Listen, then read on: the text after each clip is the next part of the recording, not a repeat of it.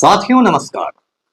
पटना बिहार से मैं Amitabh Kumar Das, IPS 94 batch, और आप देख रहे हैं मेरा अपना यूट्यूब चैनल दास बोले बिंदास।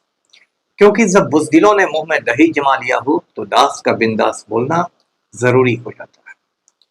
साथियों, खबर यह है कि बिहार सरकार का एक खूनी मिनिस्टर आजकल महाराणा प्रताप को बहुत ज्यादा याद कर रहा है और इस वजह से महाराणा प्रताप की आत्मा को अपार कष्ट हो रहा है। इस हत्यारे मंत्री का नाम है राजू सिंह और इस वीडियो को आप आखिर तक दिल थाम कर देखिए। साथियों, महाराणा प्रताप तो किसी परिचय के मोहताज नहीं है। हम लोग बचपन से लेकर आज तक बड़े हुए उनकी बहादुरी की, उनकी शौर्य की कहानियां पढ़ते पढ़ते आप जानते हैं कि महाराणा प्रताप ने मुगल सेना के साथ हल्दी घाटी में लुहा लिया था। हल्दी घाटी की लड़ाई हुई थी 18 जून सन 1576 को, 1576 को, और इस युद्ध में खुद अकबर महान तो नहीं आए थे, लेकिन मुगल सेना की कमान जो थी वो मान सिंह के हाथों में थी। और इस युद्ध के बारे में ये दर्ज है हल्दी घाटी की लड़ाई में कि महाराणा प्रताप की जो फौज थी मेवाड़ की सेना हार गई थी और उसके बाद महाराणा प्रताप जंगल जंगल भटकते रहे, घास की रोटियां खाते रहे, उनके बच्चे भूखे रहे, लेकिन उन्होंने मुगलों के आगे सर नहीं झुकाया। इसी बहादुरी की वजह से महाराणा प्रताप को याद किया जाता है। उनके पिता उदय सिंह थे, उनके दादा राणा सांगा थे यानी संग्राम सिंह, और हम लोग तो बचपन से महाराणा प्रताप के घोड़े चेतक के बारे में भी पढ़ते आए हैं। आजकल हर चीज को हिंदू मुसलमान के नजरिए से देखा जाता है, लेकिन ये जो हल्दी घाटी की लड़ाई थी ये कोई हिंदू मुसलमान की लड़ाई नहीं थी। जैसा मैंने आपको बताया, मुगल सेना का जो सेनापति था, कमांडर था, वो मान सिंह नाम का एक राजपूत था, हिंदू था, और महाराणा प्रताप की सेना में हकीम अफगान सूर नाम का एक मुस्लिम योद्धा था।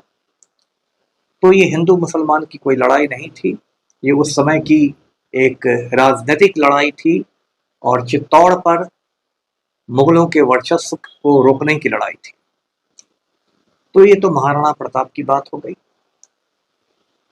अब आते हैं राजू सिंह पर। राजू सिंह बिहार सरकार में पर्यटन मंत्री है, टूरिज्म मिनिस्टर है। ऐसे तो बिहार में भूले भटके ही कोई पर्यटक आता है, कोई टूरिस्ट आता है, लेकिन यदि कोई आ गया तो उसके लिए एक मंत्रालय बना हुआ है, पर्यटन मंत्रालय, और उसी मंत्रालय का मंत्री है राजू सिंह। ये भारतीय जनता पार्टी का विधायक है मुजफ्फरपुर के साहिबगंज से, और ये जो माननीय पर्यटन मंत्री हैं ये हत्यारा है, खूनी है, कातिल है, मर्डरर है। और ये बात है, इस पर एक वीडियो मैंने पहले भी बनाया था, फिर बातें दोहरा दूं। ये घटना है 1 जनवरी सन 2019 यानी कि न्यू ईयर की, और राजू सिंह का एक फार्म हाउस है, करोड़ों करोड़ का फार्म हाउस है दिल्ली में। तो वहां पर जो होता है, न्यू ईयर की पार्टी चल रही थी, और पार्टी चल रही थी तो लोग दारू पीकर टल्ली थे, डांस फ्लोर पर लोग नाच रहे थे, पूरा मतलब उल्लास का माहौल था।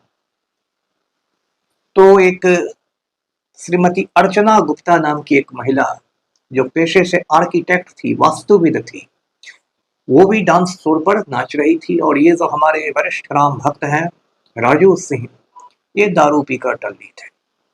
देश प्रेमी है इसलिए हो सकता है देशी दारू पीते हो, लेकिन दारू पी के टल्ली थे, और इन्होंने धाए धाए धाए गोलियां चलाई और श्रीमती अर्चना गुप्ता को गोलियों से उड़ा दिया। तो अर्चना गुप्ता गिर गई और पूरे डांस फ्लोर पर उनका खून फैल गया। तो वरिष्ठ राम भक्त राजू सिंह वहां से फरार हो गए। उसके बाद दिल्ली पुलिस पहुंची, दिल्ली पुलिस ने मामला दर्ज किया। अर्चना गुप्ता के जो शौहर थे, हस्बैंड थे, उनके बयान पर दिल्ली पुलिस ने राजू सिंह का पीछा शुरू किया। राजू सिंह भागकर अपने मतलब बिहार आ रहे थे, तो गोरखपुर में उत्तर प्रदेश में 3 जनवरी 2019 को दिल्ली पुलिस ने इन्हें घेर लिया और राजू सिंह को उनके ड्राइवर के साथ गिरफ्तार कर लिया गया।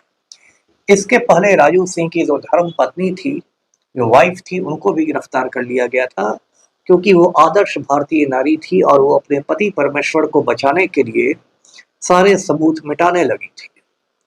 यानी जो भी वहां खून गिरा था अर्चना गुप्ता का, वो सारे खून वो पानी से धो धो के उसने साफ कर दिया था। तो सबूत नष्ट करने के आरोप में दिल्ली पुलिस ने राजू सिंह की बीवी को भी गिरफ्तार कर लिया। राजू सिंह का वो रिवॉल्वर भी पुलिस ने जब्त कर लिया, जिस रिवॉल्वर से वरिष्ठ राम भक्त ने गोली चलाकर अर्चना गुप्ता को मार डाला था। तो ये जो केस था, आप कह सकते हैं कि एक वाटर टाइट केस था, क्योंकि जो भी घटना हुई थी सैकड़ों लोगों के बीच में हुई थी, कोई सुनसान जंगल में घटना नहीं हुई थी, दर्जनों गवाह थे उसके। जो राजू सिंह का रिवॉल्वर था वो जब्त हो गया, वो एक एग्जिबिट बन गया केस का, प्रदर्श जिसको कहते हैं हिंदी में। लोगों की गवाहियां थी, जो पीओ था, प्लेस ऑफ अकरेंस, मौका ए वारदात, आधी कहानी तो वही सुना देता है। पुलिस विभाग में पीओ का बहुत महत्व रहता है। पीओ यानी जो मैंने कहा प्लेस ऑफ अकरेंस, हिंदी में जिसको घटना स्थल कहिए, मौका ए वारदात कहिए। यदि आप उसको ध्यान से देखिए तो आधी कहानी और उससे भी ज्यादा कहानी वही सुना देता है। तो दिल्ली पुलिस ने कहा कि भाई ये तो वाटर टाइट केस है, तो दिल्ली पुलिस ने राजू सिंह को चार्जशीट कर दिया, यानी आरोप पत्र दाखिल कर दिया। मैंने पहले भी आपको बताया है कि कोई भी एफआईआर दर्ज होता है, प्राथमिकी दर्ज होती है, तो उसका अंतिम मुकाम जो होता है वो फाइनल फॉर्म होता है। फाइनल फॉर्म 2 तरह का होता है, या तो चार्जशीट होता है या फाइनल होता है। यदि अभियुक्त के खिलाफ पर्याप्त सबूत मिल जाते हैं, पुख्ता सबूत मिल जाते हैं, तो पुलिस चार्जशीट करती है, आरोप पत्र दाखिल करती है अदालत में। तो राजू सिंह के खिलाफ दिल्ली पुलिस ने चार्जशीट कर दिया। उसके बाद दिल्ली के कोर्ट में सुनवाई शुरू हुई, हियरिंग शुरू हुई, क्योंकि फैसला तो अंत में कोर्ट को करना रहता है, दंड तो कोर्ट देता है। और उसकी एक प्रक्रिया है, एक स्टेज है कि उसमें आरोप गठित कर दिए गए, जिसको कहते हैं चार्ज फ्रेम करना। मतलब राजू सिंह के खिलाफ दिल्ली के कोर्ट ने आरोप गठित कर लिए कि भाई इस वरिष्ठ राम भक्त ने शराब के नशे में गोली चलाकर श्रीमती अर्चना गुप्ता को 1 जनवरी 2019 को परलोक पहुंचा दिया था। इसी बीच ये जो राजू सिंह था, ये वीआईपी पार्टी के टिकट पर बिहार विधानसभा में पहुंच गया था। वीआईपी आप जानते हैं विकासशील इंसान पार्टी है, जिसके नेता है मुकेश साहनी, जो खुद को सन ऑफ मल्लाह कहते हैं। तो मल्लाह के बेटे के टिकट से लेकर ये राजू सिंह एमएलए बन गया था, लेकिन 4-5 विधायक बने वीआईपी के, और उसमें सारे के सारे भारतीय जनता पार्टी में शामिल हो गए। तो राजू सिंह भी भाजपा में आ गए। अब 2-3 महीने पहले जब बिहार के नालायक मुख्यमंत्री पलटू राम ने अपने मंत्रिपरिषद का विस्तार किया, तो उसमें राजू सिंह को शामिल किया गया, राजू सिंह को मिनिस्टर बना दिया गया, पर्यटन मंत्री।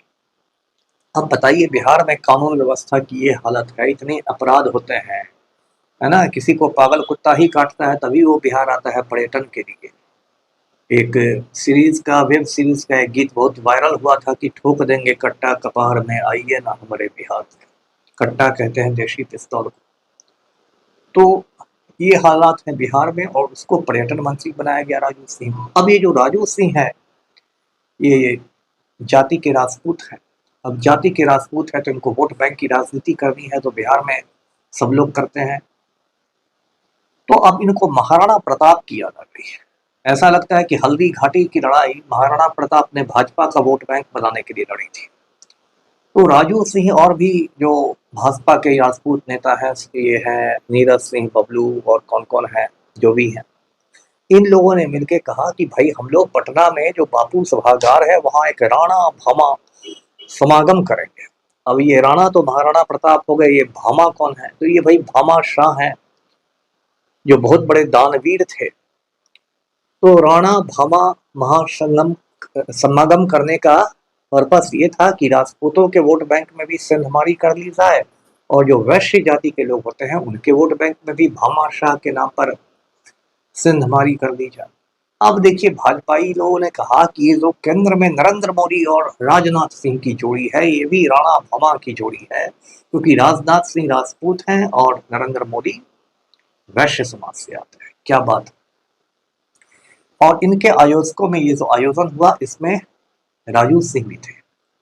अब देखिए यह क्या मजाक है कि महाराणा प्रताप जैसे जो शूरवीर थे, जो महापुरुष थे, है ना, जो एक प्रेरणा हम लोग के रहे हैं बचपन से आज तक, उनकी बात कौन कर रहा है? तो थर्ड रेट का एक हत्यारा कर रहा है, जिसने दारू पीकर एक बेगुनाह महिला को गोलियों से उड़ा दिया, वो कर रहा है।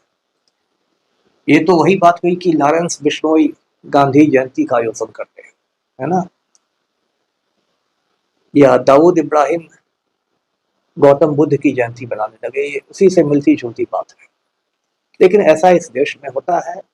और बिहार के संदर्भ में यदि कहूँ तो एक बड़ी बहुत खराब बात जो है बिहार में, कि यहाँ महापुरुषों को भी जाति में बांट दिया गया है। वैसे अभी ये बीमारी पूरे हिंदुस्तान में फैल गई है, तो महापुरुषों को भी जाति में बांट दिया है। मतलब बिहार में यदि वीर कुंवर सिंह की जयंती बनेगी तो राजपूत लोग मनाएंगे, सहजानंद सरस्वती की जयंती बनेगी तो भूमिहार लोग मनाएंगे, जेपी जयंती बनेगी तो कायस्थ लोग मनाएंगे, लालाजी लोग मनाएंगे, अम्बेडकर जयंती बनेगी तो दलित लोग मनाएंगे, है ना। मल्लाहों ने तो फूलन देवी को अपनी नायिका मान लिया, आप क्या कीजिएगा। तो इस तरह से महापुरुषों को जातियों में बांट दिया गया है। जबकि वीर कुमार सिंह ने सिर्फ राजपूतों की आजादी के लिए लड़ाई नहीं लड़ी थी, वो तो सबकी आजादी के लिए लड़ाई लड़ रहे थे। स्वामी सहजानंद सरस्वती एक किसान नेता थे, वो सभी किसानों की लड़ाई लड़ रहे थे, लेकिन उनको भूमिहारों ने अपना बना दिया। कुछ सालों से तो ऐसा हो गया है कि जो कुशवाहा जाति के लोग हैं, कोयरी जाति के लोग हैं, वो सम्राट अशोक जयंती बना रहे हैं, और उन्होंने सम्राट अशोक पर अपना दावा ठोक दिया है कि सम्राट अशोक भी कोयरी ही था। अब ये तो मेरे लिए बिल्कुल नई खबर है। मैं इतिहास का ही स्टूडेंट रहा हूँ, यूपीएससी में भी मेरा सब्जेक्ट हिस्ट्री था, मैंने इतिहास की इतनी किताबें पढ़ ली, आज भी पढ़ता रहता हूँ। किसी इतिहास की किताब में नहीं है कि सम्राट अशोक कोयरी जाति का था। बहुत सारी बातें हैं, बहुत सारी ये है कि वो एक मुरिया ट्राइब के लोग थे या मुरिया जाति के लोग थे, इस तरह की बहुत सारी बातें हैं। इतिहासकारों में कुछ विवाद भी है, लेकिन सम्राट अशोक कोयरी था, कुशवाहा था, ऐसा तो मैंने किसी किताब में नहीं पढ़ा। लेकिन बिहार है, यहाँ तो लोगों ने कह दिया कि नहीं, सम्राट अशोक भी कोयरी थे, और पलटू राम की सरकार ने कोयरी वोट बैंक में संधमारी करने के लिए सम्राट अशोक की जयंती पर अवकाश भी घोषित कर दिया कि छुट्टी रहेगी, जाओ, सारे ऑफिस बंद रहेंगे। तो ये हो रहा है बिहार में। अब जब भाजपा की बात करूं तो मैं क्या कहूं, भाजपा का तो नाम लेते ही मेरे मुंह से गालियां निकलने लगती है। पूरे देश में सारे गुंडे, मवालियों, नीचे लफंगों की ये पार्टी है। ये तस्वीर मैं पहले भी दिखा रहा हूँ, आज भी दिखाता हूँ। ये बिहार भाजपा का वरिष्ठ नेता है सुनील पांडे, इसको धूमधाम से भाजपा में शामिल कराया गया। इसका बेटा भाजपा का विधायक है, तराड़ी से एमएलए है, उसका नाम है विशाल प्रशांत। इस तस्वीर में आप देख रहे हैं सुनील पांडे के हाथ में AK-47 राइफल, जो एक प्रतिबंधित हथियार है। किसी भी आदमी के पास ये हथियार नहीं रख सकता। फिल्म अभिनेता संजय दत्त के पास AK-56 मिला था तो मुन्ना भाई 4 साल जेल में रहे थे। लेकिन बिहार के IAS और IPS मर्दाना कमजोरी के शिकार हैं। उनकी औकात नहीं है कि भाजपा नेता सुनील पांडे के ठिकानों पर रेड करके ये AK-47 जब्त करें। और जो बिहार के उप मुख्यमंत्री हैं सम्राट चौधरी, वो डायलॉग मारते हैं कि बिहार में कोई अपराध करेगा तो हम तो उसका गया में पिंडदान करवा देंगे। उनकी डायलॉगबाजी सुन लीजिए। तो आज का वीडियो यहीं तक था। वीडियो को लाइक करें, शेयर करें, चैनल को सब्सक्राइब कीजिए। धन्यवाद। जय